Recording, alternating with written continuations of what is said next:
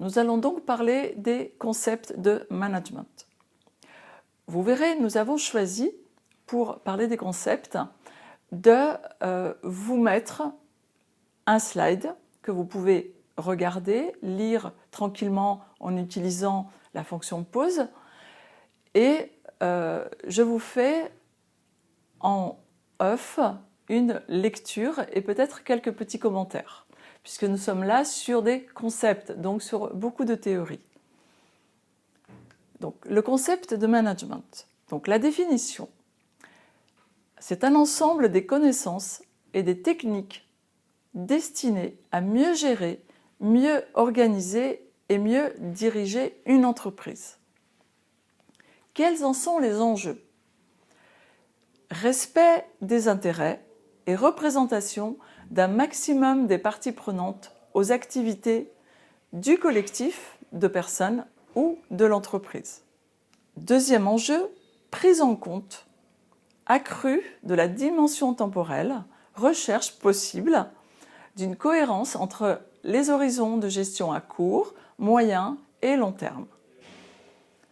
Troisième enjeu, mesure, pondération et responsabilisation des acteurs vis-à-vis du risque. Quatrième enjeu, collecte de l'information et utilisation des savoirs et des compétences de tous et de chacun. Donc, tout l'enjeu du management est de répondre à ces différents objectifs, à ces différents enjeux. Il est d'usage de distinguer certains différents concepts. Donc, le premier dont on va parler est la stratégie d'entreprise. Elle concerne l'aptitude, c'est l'aptitude stratégique d'une organisation à entretenir une relation pertinente et durable avec son marché, soit l'élaboration par les gestionnaires d'une vision dite externe. Donc ça, c'est ce qu'on appelle le management stratégique. Ensuite, nous avons le management de projet ou le management de programme.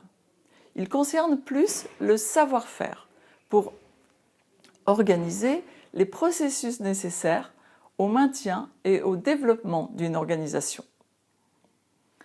Nous avons également le management opérationnel.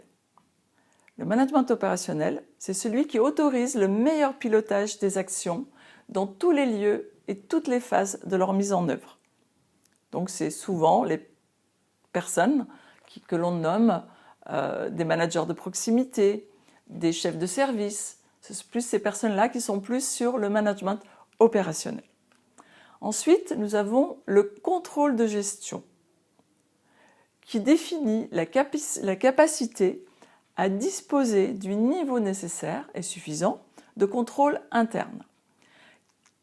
Qualité qui dépend à son tour du positionnement concret d'une telle fonction au sein de l'entité, pour mesurer et évaluer les synergies, cohérences et liens effectifs entre ces deux types de management. Pour vous donner un exemple, pour que ce soit un peu plus concret pour vous, on va parler de comptabilité. Par exemple, avoir un contrôle de gestion pertinent, c'est posséder notamment une comptabilité analytique. C'est-à-dire on va contrôler entité par entité les résultats, la rentabilité, les coûts, les charges, etc., etc. Donc on est là dans ce qu'on appelle un management via le contrôle de gestion.